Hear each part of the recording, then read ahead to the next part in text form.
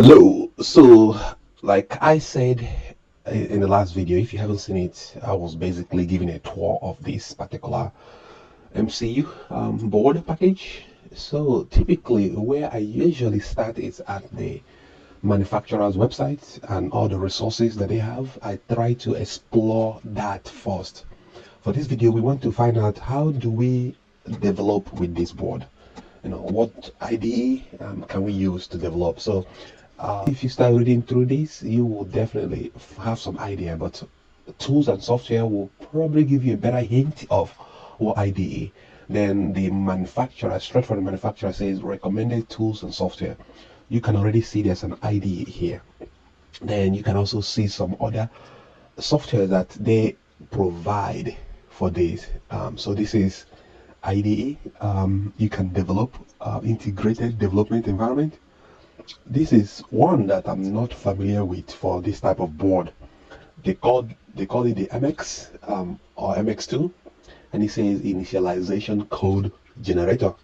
So when you think of this, you're like, you could, you know, come up with some. Oh, this is pretty cool. So maybe I should, you know, get it as well and see what it does. That's exactly what I'm going to do. Then they have this programmer software for all programmers. Okay. Then they also have this Cube F4. It looks like it's an MCU package for this series, which is our series. Hardware abstract layer, low layer API, and USB TCP files. So this is also what RTL graphic and example running on SD board. This is interesting. Okay, and it's also embedded software. So but for today, we will focus on getting these two. So in order to get these two, I would recommend creating an account with them. It's not, they are not asking for too much. Pretty much what you're giving up is your email and they will start marketing to you. So click on this and download it. I'm using a Windows machine, and they also have this for Visual Studio Code, like I mentioned in the last video. I do want to experiment with this, but for now I would keep things simple and use their recommended one. So I already downloaded this and installed. When you install it, just accept all the default settings. I didn't have to change anything, so I accepted all the default settings. So then I also went back here and pretty much did the same and installed this. So yeah, go ahead and do that. It has the MX and the MX2. I installed the MX just because it's more of a general one compared to this that limits you to this STM32C5. I'm curious to see what that looks like. C5. It seems like the fact that they had to create a separate one for those series, does it do something significantly different from the board that we have? It has an M33 cores. Yeah, so it's definitely, it looks like an improved version of the processor that we have. So definitely will have significantly more bells and whistles in it. But we don't want to get off the track for now. Let's just focus on downloading the IDE and the MX software. So download this as well, and when you do, you should have it on your desktop somewhere here. So let me open up. I think I already have something open here. Okay, let me close out of this. Let's just open it from the beginning. So I would actually start with this MX, but naturally you will probably want to start with the IDE. I have actually messed with this a little bit, so I'm coming with a little bit more, slightly more knowledge, but trust me, we are still doing this all from scratch. And so since I have already opened this before, I already have like a workspace that all my work is being saved in. But if it will probably ask for you to set up a workspace. What I did was set up a workspace in Oh yeah, right here. So right here, I just put it in my repo source, and I open an STM32. So source file repo STM32. That's where my workspace lives right now. It's essentially a folder directory that you want this IDE to save all the work or work out of from. So this is the project that I was experimenting with, but for this board, I would actually recommend starting with the code generator, which is this CubeMX. You will see why. It kind of makes life easy, and you could generate a boilerplate code and start right away with programming your board or programming your peripheral. As that opens up, when it opens up, it usually looks like this. So where you focus on will be on the new project, and you could select the MC board or the ST board. So I think either way, you will still get to exactly where you're going. It does download some files and some unzip files. Actually, huh, interesting. While that is happening, this is where you can check for updates and all kinds of stuff. So this opened up. So over here you will look for your board. I still have it on my clipboard, so I'm pretty much pasting our board name here, and it's not finding it. So let's paste it here.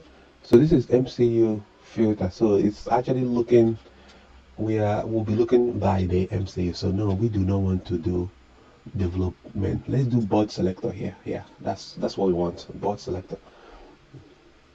All right, perfect. So now I can go ahead and paste in my board name. Oh, I'll paste it right here. Here we go. So when I paste it right here, then this is the board that we are working on. So we can go ahead and select it, and it will show us some really nice information about our board and give us resources on what to do. So yeah, so with this you could initialize all peripherals. So it basically initializes, make sure you have a plugged in, and they basically initialize all the preferences, and you can configure, let's say you want to blink an LED, or you can configure that GPIO or whatever preference that you are working on, and then you can set up the project and generate some boilerplate code. Then you can jump into coding your board. It's pretty wild, the function that this ST provides. So for now, I was trying to stop the video here, but I feel like, yep, okay, so this is the peripheral, and the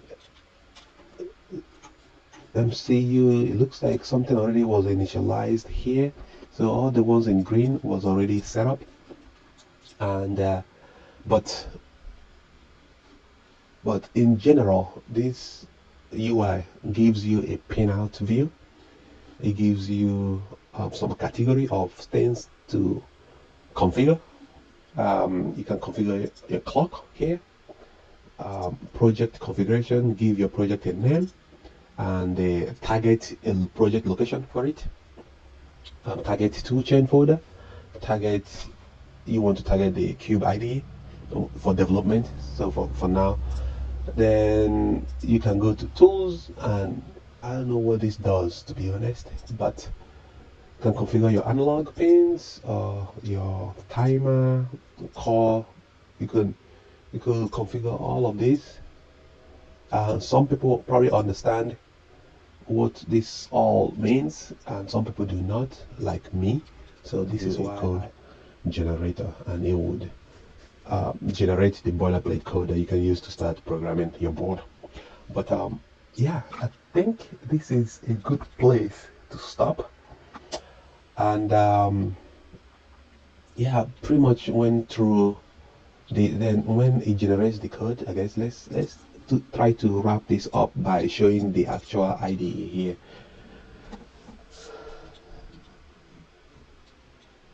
So this is when it generates the code. It will automatically actually open up this Cube IDE. So this is the one that I did the last time. So what this does is this is the code that it generated, and this is actually quite cool. So it will show you where it does expect the user to start their code or end their code. And this is the main void. Yeah, it does actually generate, the hardware initialization of all peripherals and clock config. Then it does initialization of the GPIO. Then in this while loop, I was able to write some basic blinking LED code.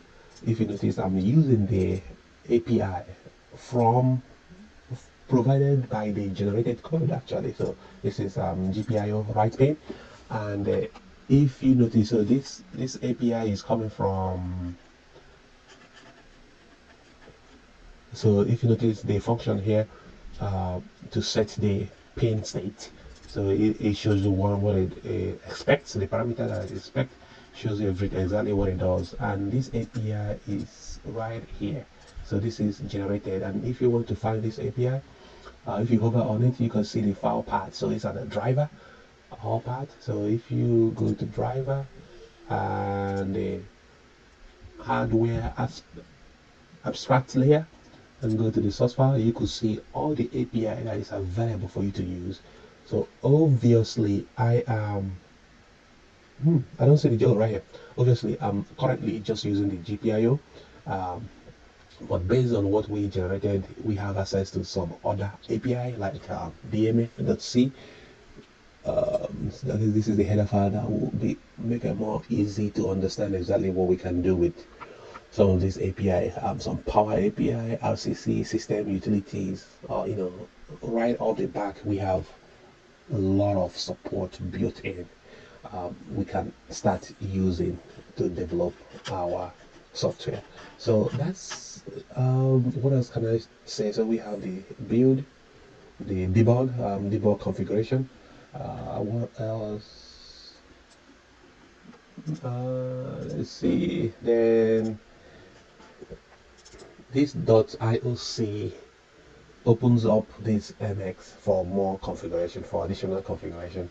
Okay, so if you want to go back to that configuration and decide that you want to add more peripherals, you could certainly do that, or you can write it from scratch.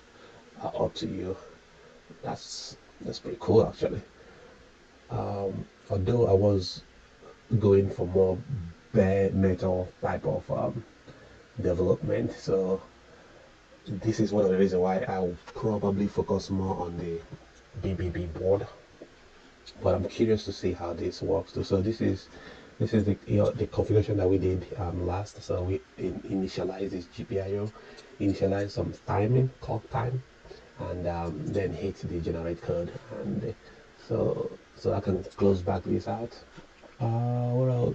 So we have some includes here. I don't think we should be touching any of those. And as you could, I already built this and ran it, so we have some debug information in the debug folder. And in our debug folder, we have quite a bit of files here. All right, so I think I'll stop this video here, but right off the back, I feel that we have lots of support already, and the potential is quite huge for this board on what we can do. So what else is in the main? We have some error handling in the main as well, ASAT failure. Interesting. Okay, and that's it. So if this is realistically, this is where we will spend the most time. So this include and the source file, this is where we spend the most time. And we were just looking at the main.c. And there's also, this is all generated, by the way. I did not write any of these, so this is all generated by the MX software right here. So I guess the only thing that I wrote was this function in the main loop right here. So this is the only code that I wrote. Everything else we are generated. So yeah, okay. We'll stop here and I will talk to you later. And we have some registrar region build. Interesting. Okay. All right. Bye bye.